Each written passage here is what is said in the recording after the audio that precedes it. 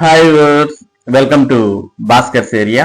ఈ రోజు ఉన్నటువంటి విద్య మరియు ఉద్యోగ సంబంధిత సమాచారంలోకి వెళ్తే, ఆంధ్రప్రదేశ్ రాష్ట్రంలో ఈ రోజు కానిస్టేబుల్ అభ్యర్థులకు నియామక పత్రాలను ప్రభుత్వం అందించబోతోంది. దానికి సంబంధించిన సమాచారాన్ని మనం ఇక్కడ చూస్తూ ఉన్నాం. కొత్త కానిస్టేబుళ్లతో నేడు ఆంధ్రప్రదేశ్ ముఖ్యమంత్రి సమావేశం. కొత్తగా కానిస్టేబుల్ ఉద్యోగాలకు ఎంపికైన అభ్యర్థులకు ఇవాళ సాయంత్రం నియామక పత్రాలు అందించనున్నారు. మంగళగిరి ఏపీఎస్పీ 6వ బెటాలియన్ లో జరిగే ఈ కార్యక్రమంలో సీఎం చంద్రబాబు నాయుడు పాల్గొననున్నారు. అభ్యర్థులతో సమావేశమై కాసేపు ముచ్చటిస్తారు. ఈ నెల 22 నుంచి 9 నెలల పాటు వారికి ట్రైనింగ్ ఉంటుంది. 2022 నవంబర్లో 6100 పోస్టులకు నోటిఫికేషన్ వచ్చిన విషయం తెలిసిందే. అన్ని టెస్టులను దాటుకొని 5757 మంది ట్రైనింగ్ కు ఎంపికయ్యారు. దీనికి సంబంధించినటువంటి పూర్తి సమాచారాన్ని మనం ఇక్కడ చూస్తూ ఉన్నాం. నేడు పోలీస్ కొలువుల వేడుక. కానిస్టేబుల్ నియామక పత్రాలు అందజేసేందుకు మంగళగిరి బెటాలియన్ లోని పెరేడ్ మైదానంలో సిద్ధమైన వేదిక. ఆంధ్రప్రదేశ్ రాష్ట్రంలో కానిస్టేబుల్ ఉద్యోగాలకు ఎంపికైన అభ్యర్థులకు ముఖ్యమంత్రి చంద్రబాబు చేతుల మీదుగా మంగళవారం నియామక పత్రాలు అందించనున్నారు. ఈ కార్యక్రమాన్ని రాష్ట్ర ప్రభుత్వం ఓ పండగలా నిర్వహిస్తోంది. ఇందుకోసం మంగళగిరి ఏపీఎస్పీ బెటాలియన్ లోని పెరేడ్ మైదానంలో భారీగా ఏర్పాటు చేశారు. ఈ కార్యక్రమానికి అభ్యర్థితో పాటు వారి కుటుంబ సభ్యులు మరో 2 ఆహ్వానించారు.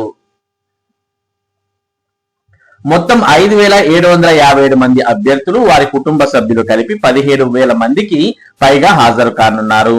ఏ జిల్లాకు చెందిన అభ్యర్థులను ఆ జిల్లా నుంచి పోలీస్ శాఖే ప్రత్యేక బస్సుల్లో అమరావతికి తీసుకొస్తోంది. సభా ప్రాంగణంలోను జిల్లాల వారీగా అభ్యర్థులకు సీట్లు కేటాయించారు.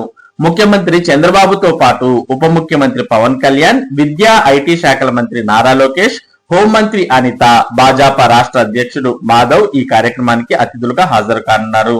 మంగళవారం సాయంత్రం 5 గంటలకు కార్యక్రమం మొదలవుతుంది. బహిరంగ సభ వేదికను వినూత్నంగా సిద్ధం చేశారు. ప్రధాన వేదికకు ఇరువైపులా 2 భారీ తెరలు ఏర్పాటు చేశారు. ప్రధాన వేదిక మొదలుకొని సభా ప్రాంగణంలోని కొంత భాగం వరకు మధ్యలోనూ 2 వైపులా కలిపి మొత్తం పొడవాటి ర్యాంపులు ఏర్పాటు చేశారు.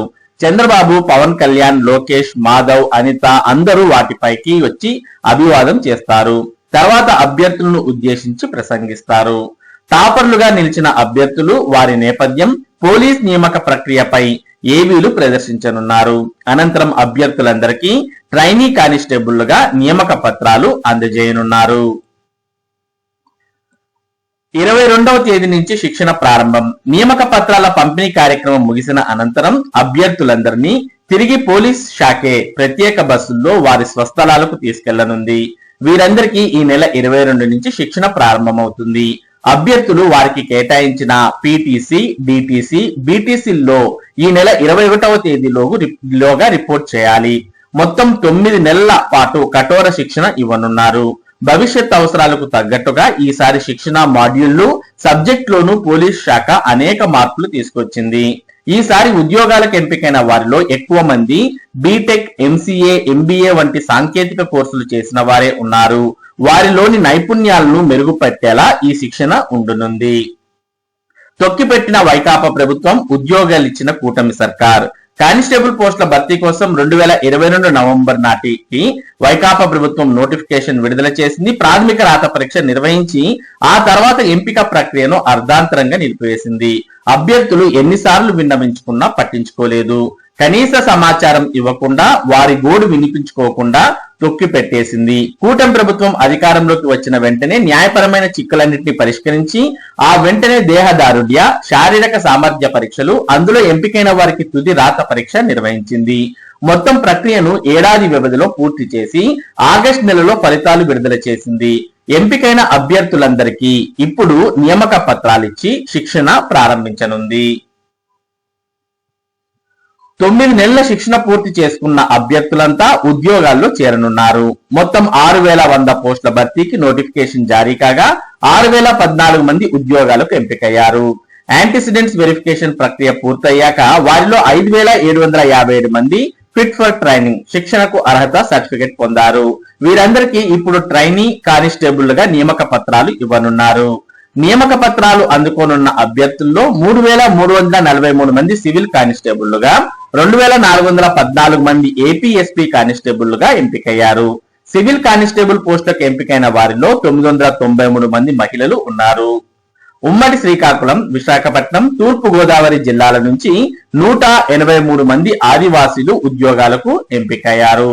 కాబట్టి మొత్తానికి మరి ఆంధ్రప్రదేశ్ రాష్ట్ర వ్యాప్తంగా ఎంపికైనటువంటి అభ్యర్థులకు ఈ రోజు సాయంత్రం 5 గంటలకు మరి ఈ కార్యక్రమం నిర్వహించడం ద్వారా అభ్యర్థులందరికీ నియామక పత్రాలు అందించబోతున్నారు. అది కూడా ట్రైనింగ్ కి సంబంధించి మరి ఈ నెల 22వ తేదీ నుంచి 9 నెలల పాటు వీరు ట్రైనింగ్ లో పాల్గొనాల్సిన అవసరం ఉంటుంది. ఇక మరోపక్క ఆంధ్రప్రదేశ్ లో ఉన్నటువంటి నిరుద్యోగులందరికీ శుభవార్త. త్వరలోనే జాబ్ క్యాలెండర్ రాబోతోంది. భారీగా ఉద్యోగాలు కూడా ఆ జాబ్ క్యాలెండర్ లో ఉండే అవకాశం ఉంది. దానికి సంబంధించిన సమాచారాన్ని మనం ఇక్కడ చూస్తూ ఉన్నాం. నిరుద్యోగులకు శుభవార్త. త్వరలో జాబ్ క్యాలెండర్ ప్రకటించేందుకు అన్ని శాఖల్లోని ఖాళీల సమాచారాన్ని ప్రభుత్వం సేకరిస్తోంది. ఇప్పటి వరకు 157 విభాగాల్లో డైరెక్ట్ రిక్రూట్మెంట్ కింద 99,000 పోస్టులు ఉన్నట్లు సమాచారం. పంచాయతీరాజ్ శాఖలో 26,000, పట్టణాభివృద్ధిలో 23,000, ఉన్నత విద్యలో 7,000, స్కిల్ డెవలప్మెంట్ లో 2,600, రెవెన్యూలో 2,500, వ్యవసాయ శాఖలో 2,400, మహిళాభివృద్ధి విభాగంలో 1,820 ఖాళీలున్నట్లు తెలుస్తోంది. మరి వీటన్నిటికీ ప్రభుత్వం త్వరలోనే నోటిఫికేషన్స్ ఇవ్వబోతోంది.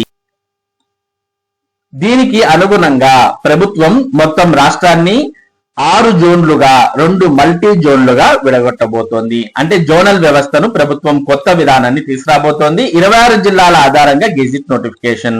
పబ్లిక్ ఎంప్లాయ్మెంట్ ఆర్డర్ 1975 ప్రకారం ఉన్న జోనల్ నిబంధనలు కేంద్రం సవరించింది. ప్రత్యక్ష నియామకాల్లో స్థానికత క్యాడర్, జోనల్, మల్టీ జోనల్లపై స్పష్టతనిస్తూ గెజిట్ నోటిఫికేషన్ ఇచ్చింది. 26 జిల్లాల ప్రకారం 6 జోన్లుగా ప్రకటించింది. వాటిని 2 మల్టీ జోన్లుగా విభజించింది. 7 ఏళ్లు ఒకే చోట చదివిన ప్రాంతాన్ని స్థానికంగా పరిగణంలోకి తీసుకోనున్నట్లు పేర్కొంది. Multi zone 1. Zone 1 Srikakulam, Vizianagaram, Parvathipuram, Manyam, Visakhapatnam, Anakapalli. Zone 2 Alluri Sitarama Raju, తూర్పు Godavari, Kakinada, doctor B R Ambedkar, Konaseema. Zone 3 పశ్చిమ గోదావరి, ఏలూరు, ఎన్టీఆర్, కృష్ణా. మల్టీ జోన్ 2 కింద zone 4 Guntur, Palnadu, Bapatla, Prakasam. Zone 5 Tirupati, Chittoor, Annamayya, YSR, Kadapa. Zone 6 Nandyal, Anantapur, Kurnool, Sri Sathya Sai. ఈ విధంగా మొత్తం ఆంధ్రప్రదేశ్ లో ఉన్నటువంటి జిల్లాలన్నింటినీ కూడా 2 మల్టీ జోన్లుగా విడగొట్టి మరి మల్టీ జోన్ 1 లో 3 జోన్లు, మల్టీ 2 జోన్ లో 3 జోన్లు, మొత్తంగా 6 జోన్లుగా విడగొట్టడం మనం గమనించవచ్చు. దీన్ని ఆధారం చేసుకుని రాబోయే నోటిఫికేషన్స్ ఉండే అవకాశం ఉంది.